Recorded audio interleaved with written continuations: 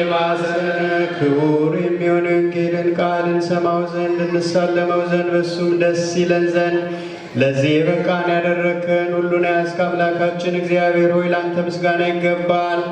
ዳግመኛም ክቡር የሚሆን የወንጌልን ቃል በልቡናችን ጽፍልን ዘንድ እንለምንሃለን እንማልዳለንም።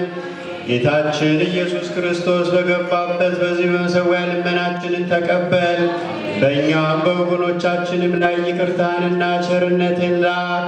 በአንድ ልጅ ለአንተ ምስጋናና ካህሊነትም ይገባልና ለዘላለም እግዚአብሔር አብ ለእግዚኦ መድኃኒነ ኢየሱስ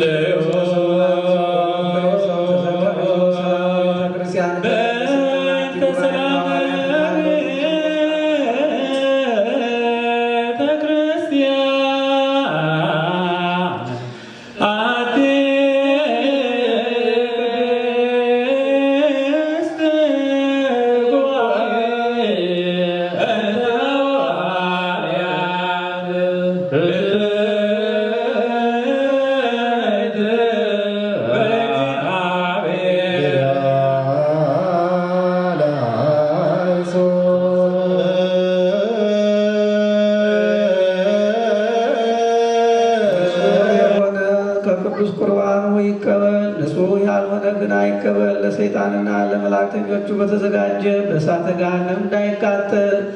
በልቡናው ልዩ ሐሳብና ዝሙት፣ ተንኮል፣ ቂም ያለበት ሰው ቢኖር አይቅረብ። እጆችን ከአፋዊ ድፍ ንጹሕ እንዳደረጉ እንዲሁ ከሁላችሁ በደል ንጹሕ ነኝ እንደብራችሁ ወደ ኢየሱስ ክርስቶስ ሥጋና ደም ልትቀርቡ ከእሱ ለመቀበላችሁ መተላለፍ የለብኝም። ኃጢአታችሁ በራሳችሁ ይመለሳል እንጂ ንስሐ ገብታችሁ ራሳችሁን አዘጋጅታችሁ ባትቀበሉት እኔ ከበደላችሁ ንጹሕ ነኝ። ንስሐ ገብታችሁ ራሳችሁን አዘጋጅታችሁ ከተቀበላችሁት ግን ሥጋዬን የበላ ደሜን የጠጣ የዘላለም ሕይወት አለው ብሎ በሰጠው ቃል ኪዳን መሠረት የዘላለምን ሕይወት ትወርሳላችሁ።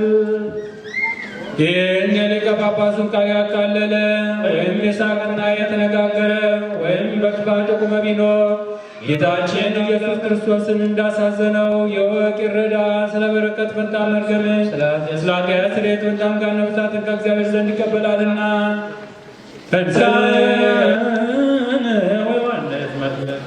ልዩ ሶስት አቤቱ ዓለሙን ሁሉ ያስ በቃል ስልጣን ደገኛና ድንቅ ስራን የሰራ ምስራቁንና ምዕራቡን ሰሜኑንና ደቡብን መሲዑንና አዜቡን ባህር ሰማይና ምድርን ባህሩንና ወንዞቹን የውሃውንም ፈሳሾች የውሃውንም ምንጭ ሁሉ ባህር የሰማይን ነፋስ ዝናሙንም ባህር ፀሐይንና ጨረቃን ከዋክብትን ባህር ተራራውንና ኮረብታውንም እንጨቱንና ሰብሉን የምድሩንም ፍሬ ባርክ። ከሰማይ በታች ያሉትን ከምድርን በታች ያሉትን ባርክ።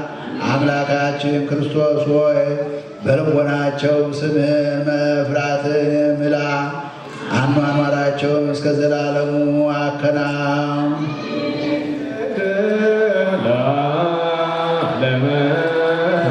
ለሚቀበሉ ሰዎች አንድ አድርገህ ስጣቸው፣ የዘላለም ሕይወት መድኃኒት ይሆናቸው ዘንድ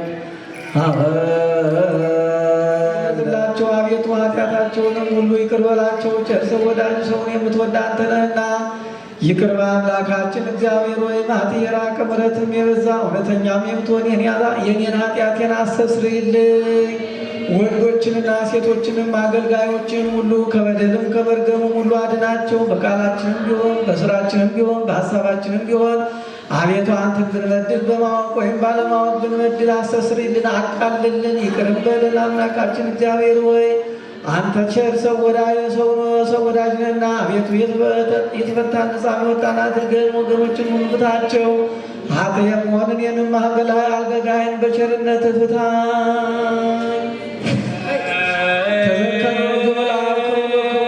የጳጳሳቱን አለቃ ብፁዕ ቅዱስ አቡነ መርቆሬዎስን እንዲሁም ብፁዕ አቡነ መልከጼዴቅንም በምሕረት አስባቸው። አምላካችን ሆይ ለብዙ ዘመናት ለረጅም ወራት በእውነት በሰላም ጠብቅልን። አቤቱ ሀገራችን ኢትዮጵያን ጠብቃት፣ የምንኖርባትን ምድረ ከናዳን በቸርነት ጠብቅልን።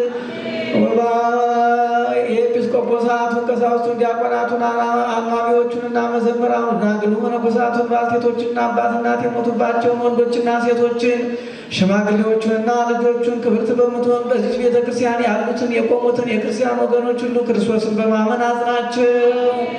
አቤቱ በቀናች ሃይማኖቱ ነው ያረፉትን ወገኖቻችንን ገብረ ሚካኤልን፣ ወልደ ኪዳንን፣ ሳህለ ማርያምን፣ ወለተ ገብርኤልን፣ ወለተ መድኅንን በአብርሃም በይስሐቅ በያዕቆብ አጠገብ አሳርፍልን።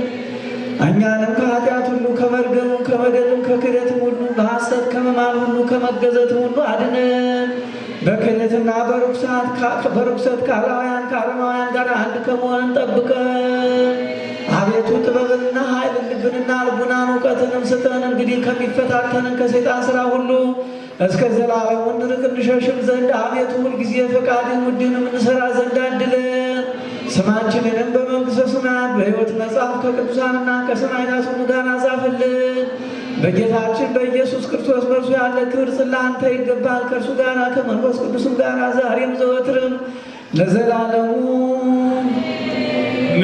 እግዚአብሔር አብ ዘላለም አምላክ ነው ሁሉ ያችን ኢየሱስ ክርስቶስ መድኃኒነ ወሁሉ መንፈስ ቅዱስ ጰራቅሊጦስ መጥንዮ መዘይኩልነ ሩክ እግዚአብሔር አብ ዘላለም አምላክ ነው ሁሉ ያችን ኢየሱስ ክርስቶስ መድኃኒነ ወሁሉ መንፈስ ቅዱስ ጰራቅሊጦስ መጥንዮ ወመንዘይኩልነ ስብሐት ወክብር ለስሉስ ቅዱስ ይደሉ አብ ወወልድ ወመንፈስ ቅዱስ ስሉስ ሆይ ሁሉ ጊዜ ዜን ወዘልፈን ለዓለመ ዓለም አሜን። ቁርባኑን ከመቀበል አስቀድሞ ከቅዱስ ምስጢር የሚቀበሉ ሁሉ እንዲበሉ። አቤቱ ጌታ ኢየሱስ ክርስቶስ ሆይ ርኩሰት ከሆነች ከቤተ ጠፈር በታች ትገባ ዘንድ የሚገባኝ አይደለም። እኔ አሳዝኛለሁና በፊትም ክፉ ሥራ ሰርቻለሁና ባሪያና በአምሳል የፈጠረው ሥጋዬና ነፍሴን ትእዛዝን በማፍረስ አሳድፌአለሁና ሥራ ምንም የለኝምና፣ ነገር ግን ስለ መፍጠርና እኔን ለማዳን ሰው ስለመሆን ስለ ክቡር መስቀልም አየሁት ስለምትሆን ስለ ሞት በሦስተኛው ቀን ስለ መነሳትም ጌታዬ ሆይ ከበደልና ከመርገም ሁሉ ከኃጢአትና ከርኩሰትም ሁሉ ታነጻኝ ዘንድ እለምንሃለሁ እማልድሃለሁ። የቅድስናንም ምስጢር በተቀበሉት ጊዜ ለወቀሳ ለመፈራረጃ ይሁንብኝ። ማረኝ ይቅርም በለኝ እንጂ የዓለም ሕይወት ሆይ በእርሱ የኃጢአቴን ስርየት የነፍሴንም ሕይወት ስጠኝ እንጂ በሁለት ወገን ድንግል በምትሆን በወለደች ጣፊ ይዘው መድኃኒታችን ኢየሱስ ክርስቶስ የተለያዩ ተአምራትን ሲያደርግ በሱ ማንነት ሰዎች ጥያቄ ይፈጥርባቸው ነበር። ሌሎች ደግሞ እረ መሲሁ ነው፣ ክርስቶስ የተባለው መሲህ ተገልጧል፣ የምንጠብቀው መሲህ ቢገለጽስ ከዚህ የተሻለ ምን ያደርጋል? ተአምራትን ያደርጋል፣ ድውያንን ይፈውሳል፣ በክብር በስልጣን ያስተምራል። እንደ ጻፎቻቸው ለወግና ለስልጣናቸው ቀንተው እንደሚያስተምሩት እንደ ፈሪሳውያን ሳይሆን ሲያስተምር ወአንከሮም ሳይሳፉ ከአንደበቱ ማማር ከወዙ ከሚወጣው ከአንደበቱ ቃል የተነሳ ተደነቁ ተብሎ በወንጌል እንደተጻፈ በትምህርቱ ይገረሙ ነበር፣ ይደነቁ ነበር። እንዲሁም ደግሞ አንዳንዶቹ መልኩን እያዩ ውበቱን እየተመለከቱ ይሴኒ ላዩ ሙሉ ደጓለ እመሕያው ከሰው ዘር ሁሉ መልኩ ያምራል ለተባለለት ጌታ የተለያየ ነገር እየፈለጉ ይከተሉት ነበር። ማን እንደሆነ ግን አላወቁም። የሉቃስ ወንጌል ምዕራፍ 19 ቁጥር 11 ላይ አንድ ቃል አለ። የመድኃኒታችን የኢየሱስ ክርስቶስን ትምህርት በሰሙ ጊዜ በተለይ ወደ ዘኬዎስ ቤት ገብቶ መዳን ለዚህ ቤት ሆኖለታል፣ ዘኬዎስ ሆይ ከሾላ ዛፍ ውረድ፣ አሁን አንተ የአብርሃም ልጅ ነህ፣ ትባረክ ዘንድ ይገባሃል፣ የሰው ልጅ እኔ አንተን ፈልጌ እንዳገኘው የጠፋውን ሊያገኝ መጥቷል ባላቸው ጊዜ አንድ ነገር አሰቡ። ቁጥር 11 ላይ ምን ይላል? የእግዚአብሔር መንግሥት ፈጥኖ የሚገለጥ መሰላቸው። ከኔ ጋር ናችሁ? የእግዚአብሔር መንግሥት ፈጥኖ የተገለጸ መሲሁም የመጣ ስለመሰላቸው ለተቀመጠባት አህያ እንኳን ልብሳቸውን እያነጠፉ እንኳን አንተ ንጉሡ የተቀመጥክባት አህያ እንኳን ክብር ይገባታል እያሉ የክርስቶስ ዙፋን መሆን አያስደስትም? አይሰማም እንዴ ማውራው? አያስደስትም? እቺ አህያ ምን ያህል የታደለች ናት! ክርስቶስ የተቀመጠባት የጌታ ዙፋን የሆነች አህያ የተናቀ እንስሳ ነው። አንዳንድ ሰዎች አሁን በዚህ ስም ሰውን ሲሰድቡ እንሰማለን። ግን ክርስቶስ በአህያ ተቀምጦ የመጣበት ምክንያት ነበር። በፈረስ አልመጣም፣ በሌላ እንስሳ አልመጣም። ዋነኛው ምክንያት ምንድን ነው? እነሱ የሚጠብቁት መሲህ ከሮማውያን አገዛዝ ነፃ የሚያወጣቸው መሲህ ነው። ይሄ እኛ ጌታ ግን በአህያ ተቀምጦ በመምጣቱ ጦረኛ ንጉሥ እንዳልሆነ የሚዋጋ ሰው ነው ፈረስ ላይ የሚቀመጠው። ፈረስ ነው ለጦርነት የሚፈለገው። የእኛ ጌታ ግን በትህትና ስለመጣ ሰላማዊ ንጉሥ ስለሆነ ሰላማዊ ንጉሥነቱን እያወጀ ተገለጠ። ያ የሚጠብቁት መሲህ የመጣ ስለመሰላቸው ዘመሩለት። ቅድም እንዳልነው ምን እያሉ? ሆሳዕና ለዳዊት ልጅ። እስቲ አንድ ጊዜ ከኔ ጋር በሉ፣ ሆሳዕና ለዳዊት ልጅ።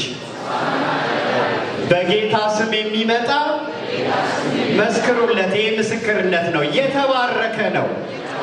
ሆሳዕና በአርያም ማቴዎስ እንደጻፈልን በጌታ ስም የሚመጣ እሱ የተባረከ ነው።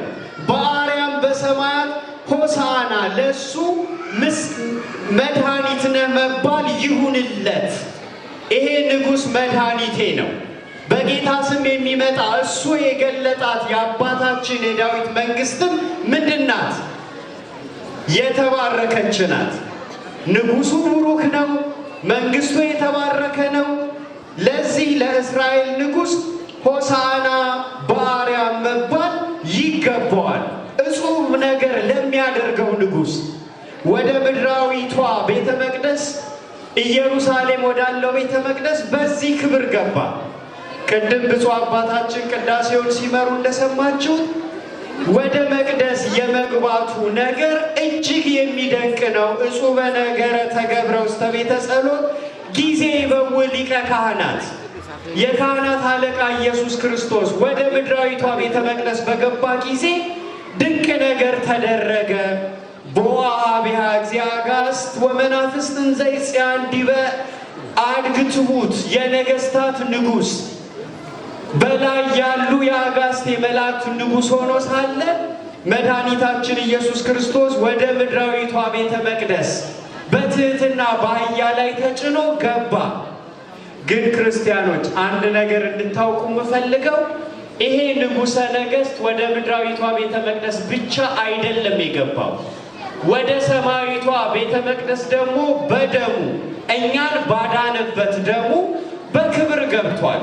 ለዚህም ቅዱስ ጳውሎስ ለዕብራውያን ወገኖቹ ሲጽፍ ምዕራፍ 9 ላይ እኛ ግን ክርስቶስ ይመጣ ዘንድ ላለው፣ ቅድም ሰራዩ ዲያቆን ያነበበው ክፍል ክርስቶስ ይመጣ ዘንድ ላለው መልካም ነገር ሊቀ ካህናት ሆኖ በምትበልጠውና በምትሻለው በእጆችም ባልተሰራች ለዚህ ፍጥረት ባልሆነች ድንኳን የዘላለም ቤዛነትን አግኝቶ አንድ ጊዜ ወደ ቅድስት በገዛ ደሙ ገባ እንጂ በእንስሳት ደም አይደለም ይላል። የብሉዩ ሊቀ ካህን ብዙ የእንስሳትን ደም እያፈሰሰ መስዋዕትን አቅርቦ ነበር። በዚህ እግዚአብሔር ደስ አልተሰኘም። የበረሃ እንስሳት የኔ ናቸው፣ እስራኤል ሆይ ለእኔ የምታቀርብልኝ መስዋዕት ምንድን ነው ይል ነበር። የበለጠው ሊቀ ካህን የብሉይ የክህነት ስርዓትን ሽሮ አዲስ ስርዓትን የሰራልን ለሱ ክብር ካህናቱን የእሱን መልእክተኞች አምባሳደሮች አድርጎ የሾመ አብ ደስ የተሰኘበትን መስዋዕት ያቀረበ መድኃኒታችን ኢየሱስ ክርስቶስ ምንም እንኳን በትህትና ወደ ምድራዊቷ ቤተ መቅደስ ቢገባም በእጅ ወዳልተሰራች የእውነተኛይቱ ምሳሌ ወደምትሆን ወደ ምድራዊቷ ቅድስት አልገባም። ወደ ሰማያዊቷ ስራው የዘካርያስን ትንቢት ነው የፈጸመው። ዘካርያስ የተባለው ነቢይ ስለ መድኃኒታችን የክብር መገለጽ ምን ብሎ ነበር? ፋኑኤል ወደሚቀጥለው ገጽ። አንቺ የጽዮን ልጅ ሆይ እጅግ ደስ ይበልሽ፣ ኢየሩሳሌም ሆይ እልል በይ። እነሆ ንጉሥሽ ጻድቅና አዳኝ ሆኖ ትሑትም ሆኖ በአህያም በግልገሊቱም ላይ ተቀምጦ ወደ አንቺ ይመጣል። እንዲህ ብሎ አስቀድሞ በነቢዩ እንዳናገረ መድኃኒታችን ኢየሱስ ክርስቶስ በክብር ወደ መቅደሱ ገባ። ሕዝቡም ዘመረለት። ቋንቋውን የሚያውቅ በዕብራይስጥ ቋንቋ ነው ሆሺያና ያሉት፣ በእኛ ቋንቋ ሆሳዕና ተብሎ ተተርጉሟል። መዝሙረ ዳዊት መዝሙር 117 ላይ ይሄን ቃል እናገኘዋለን። ሆሳዕና ማለት ምን ማለት ነው? አቤቱ ጌታ ሆይ እባክህ አሁን አድን፣ እባክህ አሁን አቅና፣ እባክህ ጌታ ሆይ አሁን አከናውን። ይሄን ቃል መዝሙረ ዳዊት ውስጥ ብዙ ቦታ ውስጥ እናገኘዋለን። መዝሙር 117 ቁጥር 25 ላይ ሆሳዕና የሚለውን ቃል የአማርኛው መጽሐፍ ቅዱስ ጌታ ሆይ አሁን አድን ብሎ ነው የተረጎመው። ሃሌሉያ እግዚአብሔርን ከሰማያት አመስግኑት ሆሳዕና በአርያም የሚል ቃል መዝሙር 148 ላይ በድጋሚ እናነባለን። እንዲህ እየተባለ ጌታ በክብር ገባ፣ የምስጋና ንጉሥ ወደ መቅደሱ ገባ። አሁንም ወደ እኛ ልብ ይገባ ዘንድ ፈቃዱ ይሁንልን። አንድ የሚገርም ነገር ግን እነግራችኋለሁ ክርስቲያኖች።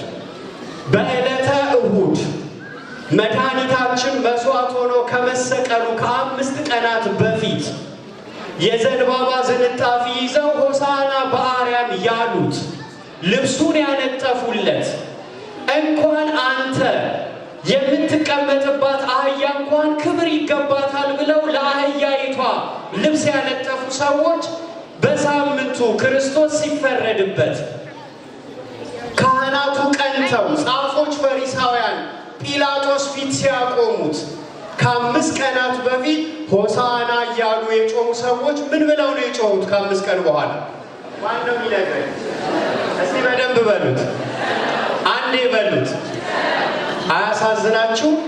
ከ5 ቀን በፊት ንጉሥ ነህ፣ መድኃኒት ነህ፣ ምስጋና ይገባሃል እያሉ የጮሁ ሰዎች በክፎች ካህናት ምክር ተታለው ይህንን ጌታ ስቀለው ብለው እንዴት ሰው በ5 ቀን አስተያየቱን ይቀይራል? እንዴት ከ5 ቀናት በፊት ንጉሥ ተብሎ የተከበረው ጌታ አስወግድልን አንየው ይባል ዘንድ ይገባዋል? ክርስቲያኖች ዓለም ብታከብረን ወደ ላይ ብታወጣን በዚያ እንደነቅ፣ ነገ ደግሞ ትጥለናለች። እየሰማችሁኝ? የዓለም ክብር ለጊዜውና ወረተኛ፣ እውነተኛ ክብር እግዚአብሔር በክብሩ ዳግም ሲመጣ የሚያከብረን ክብር። ሰዎች ወደ ላይ ዛሬ ከፍ ቢያደርጉን ነገ ይጥሉናል። ክርስቶስን የመሰለ ጌታ ምስጋና ይገባሃል አንተ የአይሁድ ንጉሥ ነህ ካሉት በኋላ በ5ኛው ቀን ደግሞ መሰቀል ይገባሃል ነው ያሉት።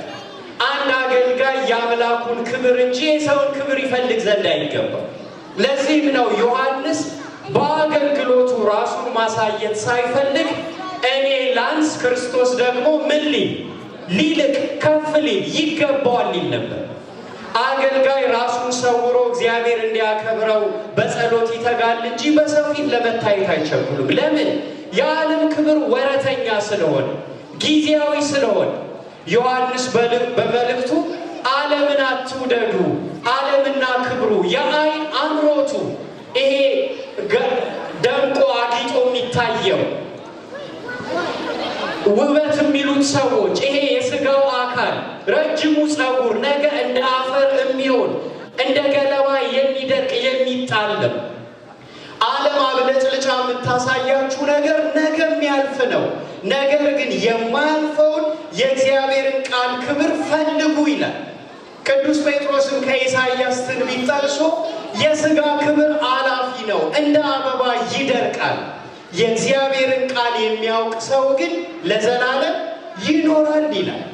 ሁሌም የሚያስጨንቀን ነገር እግዚአብሔር ስለ እኔ ምን ይላል? እየሰማችሁ ነው? ዓለም ስለ እኔ ምን ትላለች የሚለው ሊያሳስበን አይገባም። የዓለም አስተያየት በስንት ቀን የሚቀየር ነው አልኳችሁ? አሁንስ ደከመኝ፣ ከኔ ጋር አይደላችሁ። በስንት ቀን? በ5 ቀን እሁድ ሆሳና ብለው ዓርብ ስቀለው አሉ። ዓለም እንዲህ ናት።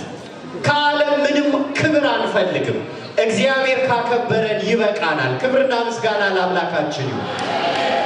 ሰዎች ከፍ እንዲያረጉን እልል እንዲሉልን አንወድም። እግዚአብሔር ሲያከብር ስለነ ዘካርያስ እና ኤልሳቤጥ መጽሐፍ ቅዱስ በእግዚአብሔር ፊት ጻድቃን ነበሩ። በማን ፊት? በማን ፊት? በሰው ፊት። እኔ አሁን ቀሚስ ለብሼ ጻድቅ እመስላችኋለሁ። እኔ የምመዘነው በእናንተ ፊት አይደለም። በማን ፊት ነው? ኃጢአቴን ነውሬን የሚያውቅ ደብቆ ያቆመኝ እግዚአብሔር ግን ይመዝነኝ።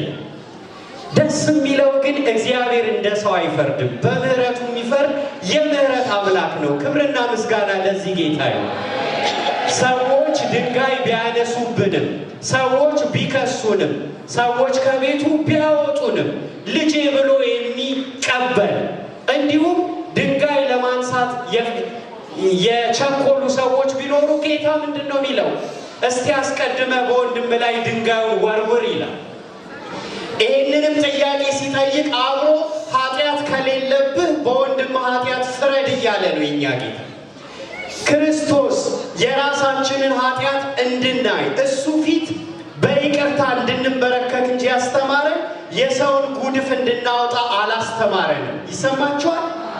የራስን ኃጢአት እየሸፈኑ ወንድምን መገሰጽ ፈሪሳዊነት።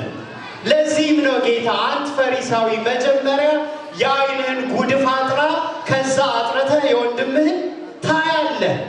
እንዴት እንደ እንጨት የተጋደመ ጉድፍ አንተ ውስጥ ገብቶ ጥቂቱን የወንድምህን ታያለህ የራስን ሳታወጣ። ታላቁ የሶርያ ቤተ ክርስቲያን ሊቅ ቅዱስ ኤፍሬም የሚደነቅበት አንድ ጸሎት አለው፣ ሁሌ የሚጠቀስ። ጌታ ሆይ የወንድሜን ሳይሆን የራሴን ኃጢአት እንዳያድርገኝ። የወንድሜን ሳይሆን የማን? ዓለም እንደዚህ ቢል ኖሮ በጣም ሰላማዊ ትሆን ነበር። ክርስቲያኖች፣ እኔ በወንድሜ ከመፍረድ ይልቅ የራሴን ኃጢአት እግዚአብሔር ፊት ባስብ ኖሮ ሰው አይጣላም ነበር፣ ትዳርም አይፈርስም ነበር። ሰው ሁሉ የራሱን ድካም ቢያውቅ፣ ሌላውን ጣቱን እየቀሰረ ከመክሰስ ይልቅ ባል ሚስቱን ከመውቀስ፣ ሚስት ባሏን ከመውቀስ ድካሙ የኔ ነው ማለት ቢችሉ የጌታን ሰላም ይቀበሉ ነበር። ይሄ ጌታ ማንም ሰው ከቤቱ ይጠፋ ዘንድ አይወድም። ቅድም ብፁዕ አባታችን ሲያነቡ ሰምታችኋል። ጌታ ስለ አህዮቹ አንድ ይል ነበር፣ ወደ ቤተ ፋጌ ሂዱና 2 የአህያ ውርንጫዎች ታስረው ታገኛላችሁ። ምናልባት አህዮቹን ስትፈቱ የቤቱ ባለቤት ለምንድን ነው አህያዬን የምትፈቱ ቢላችሁ ምን በሉት አለ ጌታ። ማን ነው የሚመልስልኝ? አልተሰማም? ሰማችሁ? አህያው ለጌታ አህዮች ሕይወት የማይወርሱ ግዕዛን የሌላቸው የማያስቡ በእግዚአብሔር አርአያና አምሳል ያልተፈጠሩ ለጌታ ያስፈልጉታል ከተባለ እኛማ ምንኛ ታምናላችሁ? እዚህ ውስጥ ለጌታ የማያስፈልገው ሰው የለም አለ እንዴ? አይሰማኝም። የኔ ድምፅ ነው የሚጮኸው። አለ?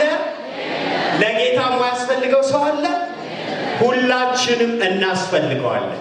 ሁሉ እንዲድኑ ሕይወትን እንዲያገኙ የመጣ እኔ ከምድር ከፍ ብዬ በተሰቀልኩ ጊዜ እምከመተላልኩ እምድ እስህብ ኩሎ ሀቤ፣ ከምድር ከፍ ብዬ በተሰቀልኩ ጊዜ ሁሉን ወደ እኔ እስባለሁ ያለ ጌታ ነው ያለን። ክብርና ምስጋና ለዚህ አምላክ ነው። አንዳችንም እንጠፋ ዘንድ የማይወድ ጌታ እገሌ ወእገሌ ሳይባል የሁላችሁ መዳን ፈቃዴ። አንድ ኦርቶዶክሳዊ አባት ምን እንዳለ ታውቃላችሁ? ጌታ ሲሰቀል የተሰቀለው ከምድር ከፍ ብሎ ነው፣ እጁን ዘርግቶ ነው፣ ዓለሙን ያቀፈ ይመስል ነበር ብሏል። ይሰማችኋል? ዓለሙን ሁሉ የያዘ ሁላችሁም የኔ ናችሁ፣ ሁላችሁንም አድን ዘንድ ተገለጥኩ፣ የአባቴ ብሩካን ናችሁ ያለ መስሎ እጁን ዘርግቶ ተሰቀለ። የሚያሳዝነኝ ግን ይሄን ጌታ የሚቀበሉ አሁን እዚህ የምታዩቸው ሰዎች ብቻ ናቸው። ሁሌ በቅዱስ ቁርባን ሰዓት ምንጨቀጭቃችሁ፣ ቅድም ስትዘምሩ ዲያቆኑ በአማረ ዜማ ወይባ ንጉሠ ስብሐት ሲል አብረን የምስጋና ንጉሥ ይግባ ብለን ነበር። ይሄ የምስጋና ንጉሥ በልባችን ገብቷል? ኧረ ጥያቄ ነው። በልባችን ገብቷል ወይ? ትምህርቴን የማጠቃልለው በዚህ ጥያቄ ነው። የምስጋና ንጉሥ ወደ መቅደሱ ይግባ እያልን በግዕዝ አዜምን። ወይባ ንጉሠ ስብሐት። የእኔ መጨረሻ ጥያቄ ይሄ የምስጋና ንጉሥ ወደ ልባችን ገብቷል ወይ? 10 ሰው ነው። ገብቷል? ማን ያየዋል መግባት አለመግባቱ? እሱ ራሱ ያየዋል። ልባችን ውስጥ ያነገስነው ሌላ ጣዖት ካለ ያ ጣዖት ወጥቶ የምስጋናው ንጉሥ ብቻ ሊነግስ ይገባል። ያንዳንዱ ሰው ጣዖት ስላችሁ የተቀረጸ አይደለም። ለአንዳንዱ ሰው ጣዖቱ እውቀቱ ነው፣ ጣዖቱ መልኩ ነው፣ ጣዖቱ ሰው ነው። እግዚአብሔር የማይወደውን ነገር አውጥተን የምስጋናን ንጉሥ ልናነግስ ይገባል። ሆሳዕና ተብሎ ለተከበረው ጌታ ክብርና ምስጋና አምልኮና ስግደት ይሁን።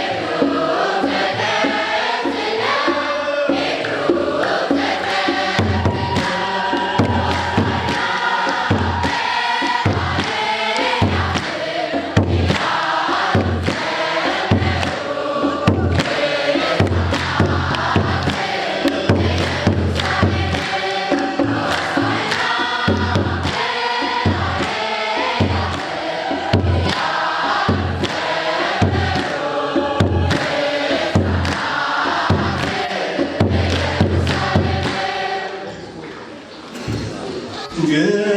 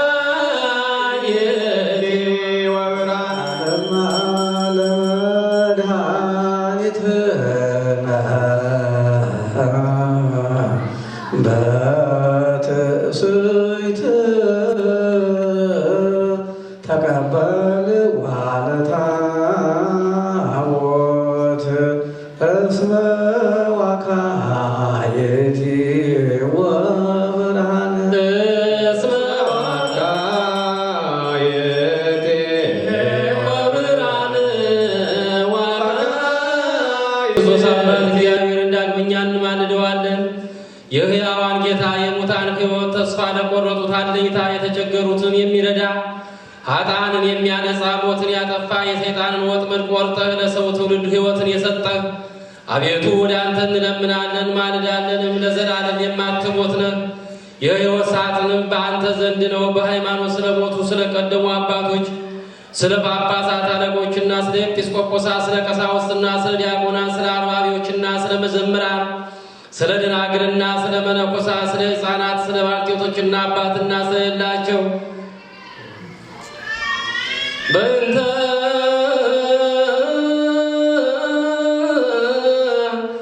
ነፍሰ ገብሩ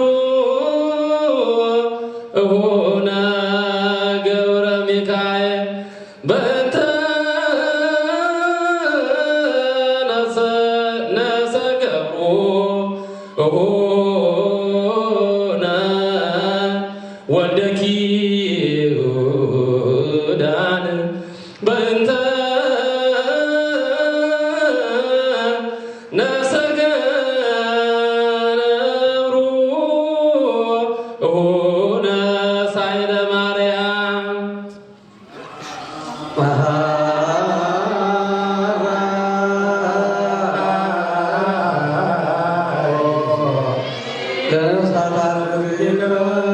ከወገኖች ለይተህ በእውነትና በሚገባ ስለጠራቸው በዚህ ቦታ ስላሉ ሰዎችም ሁሉ በለመለመ ቦታ በዕረፍት ውሃ ዘንድ በአብርሃምና በይስሐቅ በያዕቆብ አጠገብ ነፍሳቸውን አሳርፍ።